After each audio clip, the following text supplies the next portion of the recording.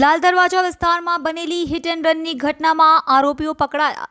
સુરત લાલ દરવાજા વિસ્તારમાં 3 દિવસ પહેલા રાત્રિ દરમિયાન બનેલી હિટ એન્ડ રનની ઘટનામાં મહિધરપુરા પોલીસ સીસીટીવી કેમેરાના આધારે આરોપી દિનેશ કુમાર શાહની ધરપકડ કરી છે. સુરતમાં 3 દિવસ પહેલા હિટ એન્ડ રનનો બનાવ બન્યો હતો. લાલ દરવાજા વિસ્તારમાં બેફામ બનેલા કાર ચાલકે બાઇક સવારને અડફેટે લીધો હતો. અકસ્માત બાદ કાર ચાલક નાસી છૂટ્યો હતો. આ હિટ એન્ડ રનમાં 2 લોકો ઘાયલ થતા હોસ્પિટલ ખસેડવામાં આવ્યા હતા.